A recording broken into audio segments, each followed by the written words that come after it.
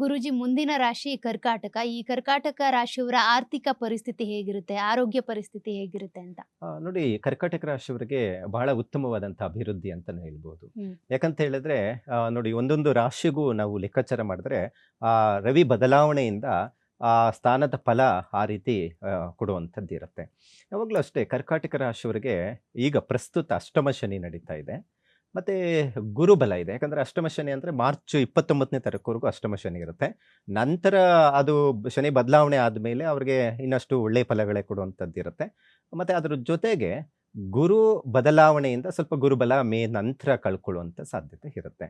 ಆದರೆ ರವಿ ಬದಲಾವಣೆಯಿಂದ ಅಂದ್ರೆ ಈ ಸಂಕ್ರಮಣ ಏನಿದೆ, ಸೂರ್ಯ ಬದಲಾವಣೆಯಿಂದ ಇವರಿಗೆ ಏನು ಫಲಗಳು, ಏನು ಒಳ್ಳೇದಿದೆ ಅನ್ನುವಂಥದ್ದನ್ನು ಒಂದು ಸ್ವಲ್ಪ ಲೆಕ್ಕಾಚಾರ ಇರುತ್ತೆ ಜ್ಯೋತಿಷ್ಯ ಶಾಸ್ತ್ರದಲ್ಲಿ.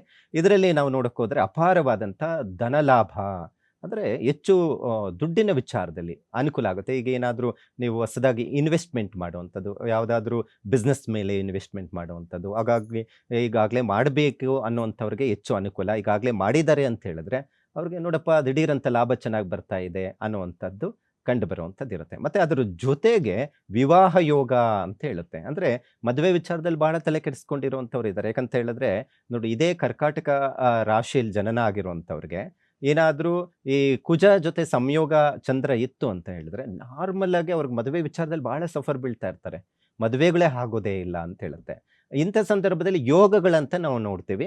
ಮತ್ತೆ ವರ್ಷಫಲ ಅಂತ ನೋಡ್ತೀವಿ. ನೋಡಿ ಇಲ್ಲಿ ನಾನು ಹೇಳ್ತಾ ಇರೋದು ವರ್ಷಫಲದಲ್ಲಿ ಸಂಕ್ರಮಣದ ಬದಲಾವಣೆ ಏನಿರುತ್ತೆ, ರವಿ ಬದಲಾವಣೆ, ಅದರ ಫಲಾನುಫಲಗಳು ಇವ್ರಿಗೆ ಏನಾಗುತ್ತೆ ಅಂದ್ರೆ ಈ ತರ ಏನಾದರೂ ಕುಜ ಲಗ್ನದಲ್ಲೇ ಜನನ ಆಗಿದ್ದು ಈ ಕರ್ಕಾಟಕ ಲಗ್ನದಲ್ಲಿ ಇರುವಂಥವ್ರಿಗೆ ಮತ್ತೆ ಅಂಥವ್ರಿಗೆ ಮದುವೆ ವಿಚಾರದಲ್ಲೇನು ಹೆಚ್ಚು ಅನುಕೂಲ ಇದೆ ಅನ್ನುವಂಥದ್ದನ್ನ ಹೇಳ್ಬಹುದಾಗಿದೆ. ಮತ್ತೆ ಅದ್ರ ಜೊತೆಗೆ ಸರ್ಕಾರಿ ಕೆಲಸದಲ್ಲಿ ಇರುವಂಥವ್ರಿಗೆ ನೋಡಿ ಒಂದು ಒಳ್ಳೇದಿದೆ ಅಂತ ಹೇಳಿದ್ರೆ ಇಲ್ಲೇನೋ ಒಂದು ಕಡೆ ಕಿರಿಕಿರಿ ಸಮಸ್ಯೆಗಳನ್ನು ನಾವು ನೋಡಬಹುದಾಗಿದೆ. ಏಕಂತ ಹೇಳಿದ್ರೆ ರವಿ ಸರ್ಕಾರಿ ಕೆಲಸದ ವಿಚಾರಕ್ಕೆ ಸಂಬಂಧಪಟ್ಟಂಥದ್ದನ್ನು ಲೆಕ್ಕಾಚಾರ ಮಾಡ್ತೀವಿ. ಸರ್ಕಾರಿ ಕೆಲಸದ ವಿಚಾರದಲ್ಲಿ ಸ್ವಲ್ಪ ಕೆಲಸ ಮಾಡುವಂಥವ್ರಿಗೆ ಕೆಲಸದ ಒತ್ತಡ ಜಾಸ್ತಿ ಆಗ್ಬೋದು. ವರ್ಕ್ ಲೋಡ್ ಅಂತ ಹೇಳ್ತೀವಿ, ಮೇಲಧಿಕಾರಿಗಳಿಂದ ಒತ್ತಡ, ಸಮಸ್ಯೆಗಳು ಇವೆಲ್ಲವೂ ಜಾಸ್ತಿ ಆಗುವಂತಹ ಸಂದರ್ಭಗಳು ಹೆಚ್ಚಾಗಿ ಕಂಡುಬರುವಂಥದ್ದಿರುತ್ತೆ. ಸ್ವಲ್ಪ ಎಚ್ಚರಿಕೆಯಿಂದ ಯಾವುದೇ ಮಾತುಕತೆ ಮಾಡುವಾಗ, ವ್ಯವಹಾರವನ್ನು ಮಾಡಿದಾಗ ಸ್ವಲ್ಪ ಎಚ್ಚರಿಕೆಯಿಂದ ಇರಬೇಕು. ಅದರಲ್ಲಿ ಮೇಲಧಿಕಾರಿಗಳಂತೇಳಿ ಈಗ ದೊಡ್ಡ ದೊಡ್ಡ ಹುದ್ದೆಗಳಲ್ಲಿ ನಾವು ನೋಡ್ತಾ ಇದ್ವಿ. IAS ಆಫೀಸರ್ಗಳಿರ್ತಾರೆ. ಮತ್ತೆ ಅದ್ರ ಜೊತೆಗೆ IPS ಆಗ್ಬಹುದು ಅಥವಾ ತಹಸೀಲ್ದಾರ್ ಹುದ್ದೆಯಲ್ಲಿ ಇರ್ತಾರೆ. ಮತ್ತೆ DC ಇಂತಹದ್ದೆಲ್ಲ ದೊಡ್ಡ ದೊಡ್ಡ ಹುದ್ದೆಗಳಲ್ಲಿ ಕೆಲಸ ಮಾಡ್ತಾ ಇರ್ತಾರೆ. ಅಂಥವ್ರಿಗಂತೂ ಬಹಳ ಟೆನ್ಷನ್ ಕೆಲಸಗಳು ಜಾಸ್ತಿ ಬರುವಂಥದ್ದಿರುತ್ತೆ. ಸ್ವಲ್ಪ ಮನಸ್ಸಿಗೂ ಕಿರಿಕಿರಿ, ಏನಕ್ಕಪ್ಪ ಈ ಕೆಲಸ ಅನ್ನುವಂಥದ್ದು ಮನಸ್ಥಿತಿಗೆ ಹೋಗುವಂಥದ್ದಿರುತ್ತೆ. ತಲೆ ಕೆಡಿಸ್ಕೊಳ್ಳೋಕೆ ಹೋಗ್ಬೇಡಿ. ಕೆಲವು ದಿನಗಳವರೆಗೂ ಮಾತ್ರನೇ ಅಷ್ಟು. ನಂತರ ಆಟೋಮೆಟಿಕ್ ಆಗಿ ಸರೋಗುವಂಥ ಸಾಧ್ಯತೆ ಹೆಚ್ಚಾಗಿರುತ್ತೆ. ಮತ್ತೆ ಕೆಲಸದ ತೊಂದರೆಗಳ ಜೊತೆಗಳು ಸ್ವಲ್ಪ ಹೆಚ್ಚಾಗಿರುತ್ತೆ. ಮತ್ತೆ ಅದರ ಜೊತೆಗೆ ಜನಗಳ ಜೊತೆ ವ್ಯವಹಾರವನ್ನು ಮಾಡುವಾಗನು ಸ್ವಲ್ಪ ಜಾಗೃತೆ ವಹಿಸಬೇಕಾಗುತ್ತೆ. ಮತ್ತೆ ಹಾಗಿದ್ರೆ ಏನು ಪರಿಹಾರ ಮಾಡ್ಕೋಬಹುದು? ಯಾಕಂದ್ರೆ ಒಂದು ಸ್ವಲ್ಪ ಕೆಲಸದ ವಿಚಾರದಲ್ಲಿ ಸ್ವಲ್ಪ ಸಮಸ್ಯೆಗಳು, ಮದುವೆ ಹಣಕಾಸಿನ ವಿಚಾರದಲ್ಲಿ ಏನೋ ಅಷ್ಟು ಸಮಸ್ಯೆಗಳು ಇಲ್ಲ.